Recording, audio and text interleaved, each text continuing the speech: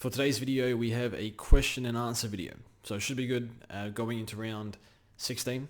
So these questions are from the round 15 video that I posted on Sunday night. And last night we also answered a whole bunch of about 15 Twitter questions in the second half of the podcast that we did with JD and Enno. So check that out. That's on YouTube and SoundCloud at the moment.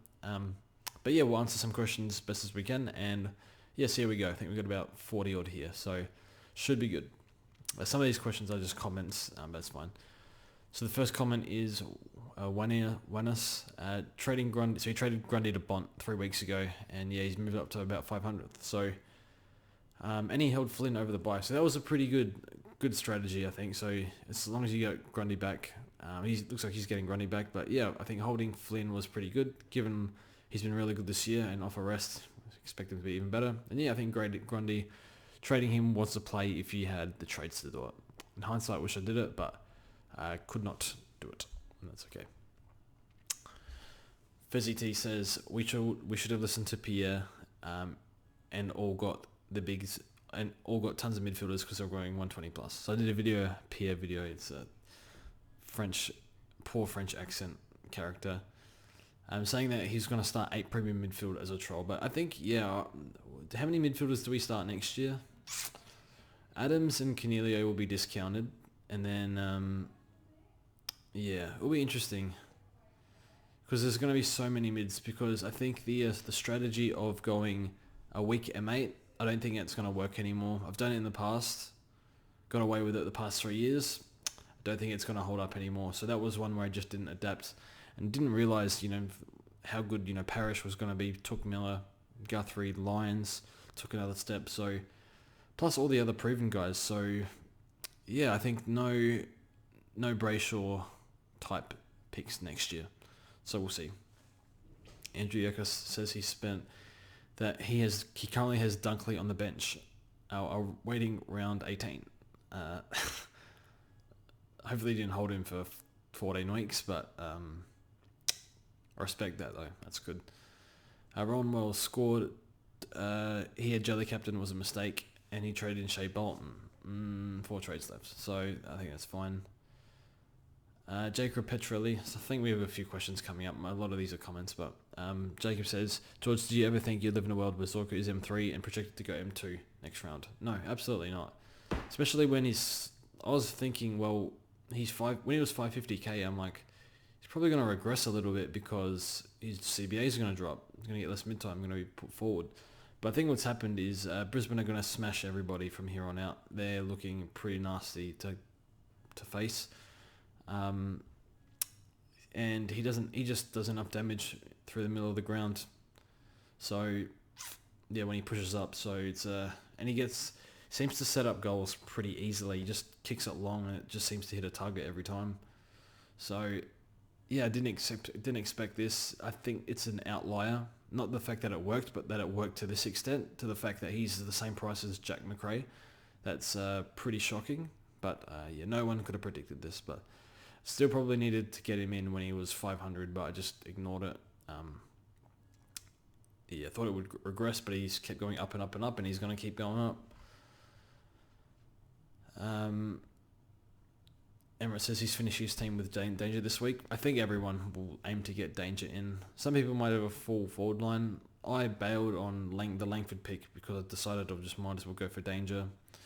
I have a lot of fear of negative pods, so see how that goes. Alex Golikidis says, hopefully I said that right. Hey George, what are your thoughts on Mason Wood as a cheap forward? Someone a few weeks ago, I think it was early in the preseason, I told him to stay off the weed when they mentioned, I think it was DeGoey or something like that, but Alex needs to stay off the weed here and don't go for Mason Wood. The role is not Supercoach friendly. He's unproven. What is there more to say? He's a delisted player in a bad role. So job security, is it even perfect?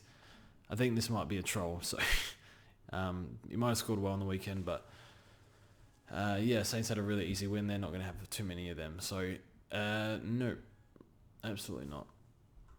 Luke Parasol, I'm 26 points behind you, George. I'm on your tail. They're probably going to catch me if you have Marcus. Mashed Potato says, George, in brackets, it's fine, Supercoach. Because I say it's fine a lot. When I say it's fine, it's a filler word. It's like, it's not fine. Like, for example, I'll bond 150, not much we can do about it, it's fine. It's not fine, we're screwed. So, I nearly said it's fine just then. But that's fine. And I just said it, like, automatically. Don't even try to say it, but that's fine. Anyway, Simply Cricket says, George, use Laird to loop in the midfield and use Highmore score in defence. I think this is referenced to if Andrew Brayshaw, I think he plays first, if Brayshaw gets tagged, we might be able to field Highmore instead of Brayshaw. Let me check who plays first.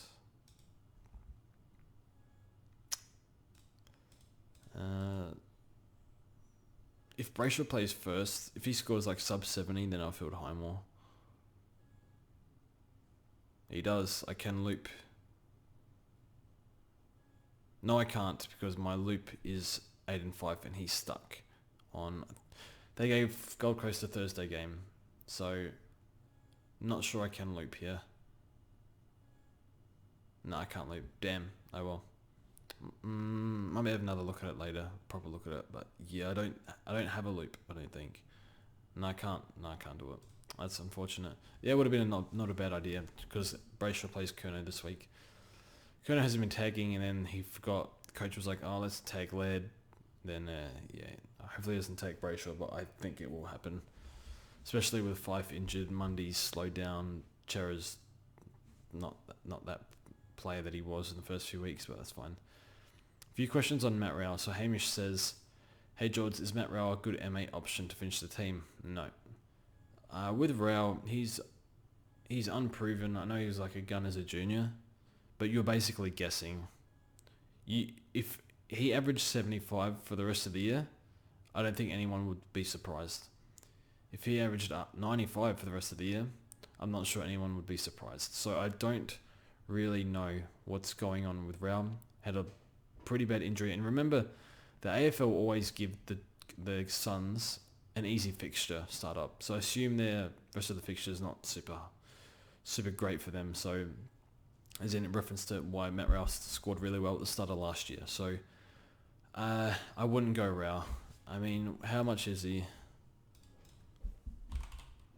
Matt Rowell. He's 400. That's too much. You might as well go Bailey Smith at that price. And I know Bailey Smith had one good game and he's going to lose his mid-time. I'd actually rather Baz a 6-run average of 67, scored 76 on the weekend. There's nothing really suggesting in the past.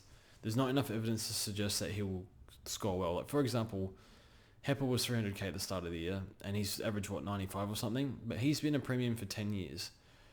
Rowell's been a premium for 4 weeks against very easy opposition. So there's just not enough, and given no preseason, injury after injury after injury set him back. No, I don't see it with Matt Rowell. Next year with the full preseason, I think we'll all have him if he's like in the 300s, but not this year. No,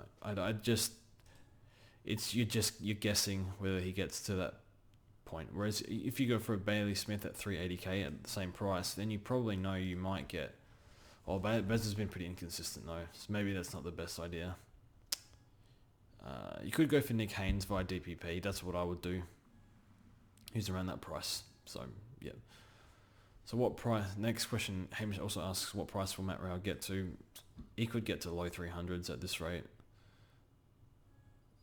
Break-even 91. So that's actually not too bad. So it might get to like mid 300s. Maybe a bit higher. Just depends on how he goes. X-Fry says, it's fine, George. Brayshaw M8 is certainly better than Rowell, my M8. It's another one with a Matt Rowell. Yeah, but you see all the other teams around your rank, I guess.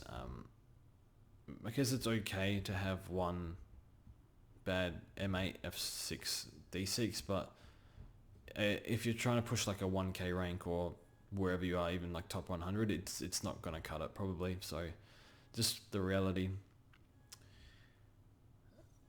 Sean, I can't read that last name, Poniadasa. If you have to downgrade from Impy, would you go to Stringer? So we'll look at Impy downgrades. I assume a lot of people held Impy just to figure out what the extent of the injury was. So Impey is... We discussed this on the podcast. I think we liked Aaron Norton with the Dogs fixture. I think Aaron Norton's gone 85 this year.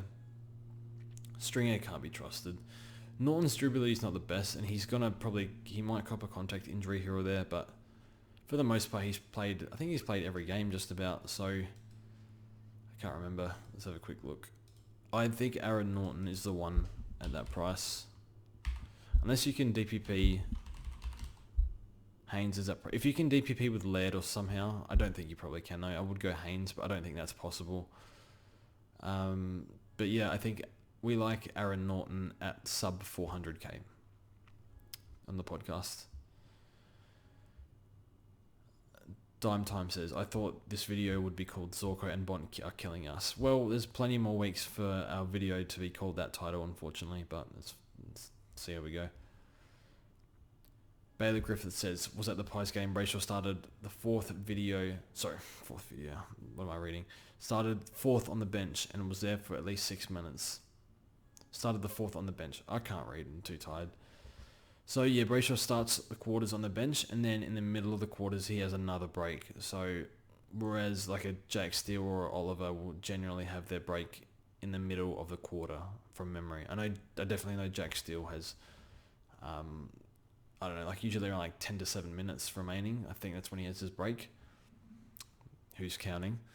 But yeah, it's frustrating because this was not the case early in the year when he was getting 81% time on ground, which is the week I brought him in. So if we could have waited one more week and we knew that his time on ground would drop in the 70s, I would not have got him because that was the main driver. But that's what happens when you go off exposed 5 weeks, 6 weeks of exposed form. Jack says, I had the vice captain on Zorko. He. Good for you. Alice Sabaro says, currently ranked 350th. Would it be worth getting CCJ early this week so that I can bring in Dangerfield? Leaves cover bench with Briggs and Brockman, which is concerning. 4 trades left after this week. If you have 4, I think you can do that. Yep, Briggs, I think. Yeah, I would just do it. Get the extra points this week and use Briggs as cover. Briggs will play this week. I'm not sure how much he plays throughout the year, but he might be in and out a few times because Mummy's managing a back complaint. But I'm not sure if he plays or not. But yeah, I think it's worth the risk because you got 4 trades. You just, I don't know, trade in a rookie or trade out your primo if they miss a game or 2. So you got 4 trades. I think that's plenty with 8 rounds to go. So yep, I would do it this week. Get the extra points from Danger this week, most likely. Ollie Hughes, what do I do with Doherty? And I have 6 trades left with 2 upgrades left. Doherty's problem because he's not a primo anymore because he's had a role change. With Newman coming back now, Sard and Williams, there's no room for him. I don't know if they put him back there. They might. It just seems hard to see, but he might go back. But yeah, he's probably going to give you 80 average. So I guess you have to work out. So if you have 2 upgrades left, that means you probably have to go down to 2 or 1 upgrades. So I think you probably just have to hold Doherty and focus on your other upgrades. I'm not sure there's much you can do about it, and hopefully you get an 80 average out of this. But yeah, Doherty's a problem. He has to go if you can afford. If you go down to less than 2 injury trades, you have to hold, I think. Otherwise, I think you have to get rid of him. Otherwise, he's just going to bleed money and you're going to be stuck with a winger. And winger is not... Like, how many premiums are wingers right now? Like, none, I think. I'm not even sure. So, yep. Lucas Wilson. I got 4 trades left and 2 upgrades in Highmore and CCJ. What would I do? I think you actually have to hold Highmore. Hopefully it gives you like 75 average for the year. I'm not sure what else you can do. Unless you go like CCJ to like a Aaron Norton, for example, and then you can 1 up, 1 down Highmore, and then you're left with 1. I think you could do that. But yeah, something like that. That's what I would do. I don't mean to keep saying trade in Aaron Norton. I'm just saying if you got no money, I think he's the one. But yeah, not someone I would rather like. But yeah, Dog's fixture and he's gun, so contested marks and stuff, so he might be okay. 370k. Hey George, some advice would be great. I am full primo as of last week, but thinking of moving Brayshaw on. Probably my worst primo, second to Langford. Should I trade him or stay with 15 trades, or move Jones and Brayshaw for Parish, Lyons and a rookie, leaving me with 3 trades? So assuming you're finishing your team, yes, upgrade Brayshaw. Oh yeah, it says he's full primo. Yep, so you have 5 trades. Yes, 1 up, 1 down Brayshaw and be done with 3. Definitely. Lyons or Parish? I had Parish in my... Lyons didn't actually run out last year very well, but it could be different. But, we don't know how Parish ran out last year pretty well. I'd go Parish. I like Parish. It's a hard one because Lions fixture's a joke, but his CBAs have also dropped. But that doesn't seem to affect the Zorko at all, so it's a tough one. I think Parish has more of a pod, so Parish's ceiling is a bit higher as well. So Parish's 125 average without the half-forward games at the start. Corey Blackledge. Yes, so upgrade to Parish in my opinion. Corey Blackledge says, what do I do with Charlie Dixon if he's out injured? I still need 1 upgrade with 3 trades left. It doesn't seem serious with Dixon. You might have to cop a donor or field a rookie for a week because he played through it. Just wait for the injury report. If he's a 1 week, just hold even if you've got a cop a donor. Because you got 1 upgrade. Still need 1 upgrade with 3 trades. Yeah, you have to hold if it's short term. Just hold him. Jake says, there was a rumour Bolton was getting scans or something last week. A rumour, I guess, it wouldn't surprise us because something was clearly wrong. Is that his time on ground of 69 and starting, I think, first 7 minutes on the bench is not normal. So something was up with Bolton. See if he gets named this week. Maybe something was wrong. But yeah, he's a star, Bolton. Trade in Oren McGay. Trade in Dangerfield and Aiden Fife and Field Highmore this week before trading in Mills next. Or trade in Mills and Bramble for Aiden Fife and Field CCJ this week before getting Dangerfield.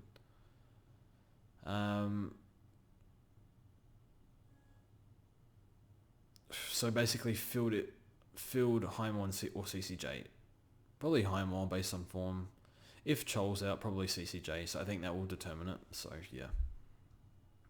Who scores more than Mills and Danger this week? Danger plays Essendon, Mills plays West Coast. At GMHBA, that's weird.